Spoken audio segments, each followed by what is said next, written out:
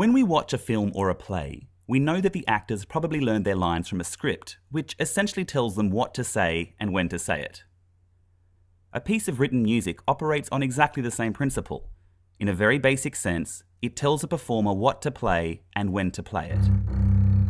Aesthetically speaking, there's a world of difference between, say, Beethoven and Justin Bieber. But both artists have used the same building blocks to create their music: notes. And although the end result can sound quite complicated, the logic behind musical notes is actually pretty straightforward. Let's take a look at the foundational elements to music notation and how they interact to create a work of art. Music is written on 5 parallel lines that go across the page. These 5 lines are called a staff, and a staff operates on 2 axes, up and down and left to right. The up and down axis tells the performer the pitch of the note, or what note to play, and the left to right axis tells the performer the rhythm of the note, or when to play it. Let's start with pitch. To help us out, we're going to use a piano, but this system works for pretty much any instrument you can think of.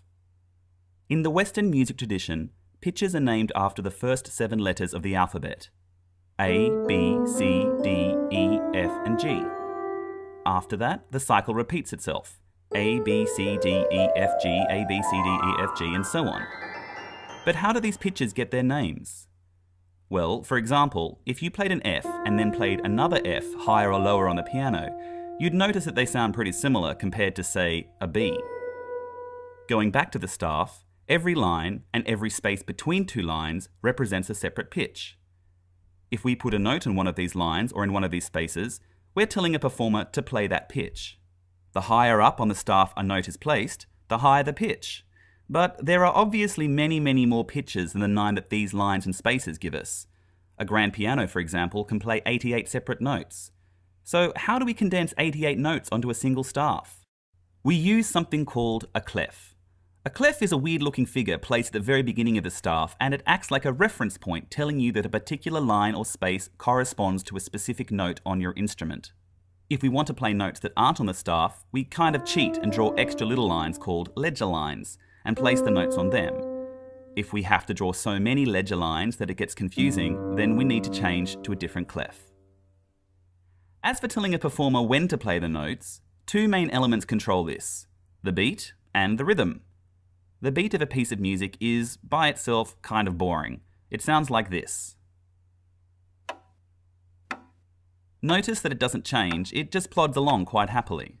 It can go slow, or fast, or whatever you like really. The point is that just like the second hand on a clock divides 1 minute into 60 seconds, with each second just as long as every other second, the beat divides a piece of music into little fragments of time that are all the same length. Beats. With a steady beat as a foundation, we can start adding rhythm to our pitches, and that's when music really starts to happen. This is a quarter note. It's the most basic unit of rhythm, and it's worth 1 beat. This is a half note, and it's worth 2 beats. This whole note here is worth 4 beats, and these little guys are 1/8 notes, worth half a beat each. Great, you say. What does that mean? You might have noticed that across the length of a staff, there are little lines dividing it into small sections. These are bar lines, and we refer to each section as a bar. At the beginning of a piece of music, just after the clef, is something called the time signature, which tells the performer how many beats are in each bar. This says there are 2 beats in each bar, this says there are 3, this one 4, and so on. The bottom number tells us what kind of note is to be used as the basic unit for the beat. 1 corresponds to a whole note, 2 to a half note, 4 to a quarter note, an 1/8 to an 1/8 note, and so on. So this time signature here tells us that there are 4 quarter notes in each bar. 1, 2, 3, 4, 1, 2, 3, 4, and so on. But like I said before, if we just stick to the beat, it gets kind of boring, so we'll replace some quarter notes with different rhythms.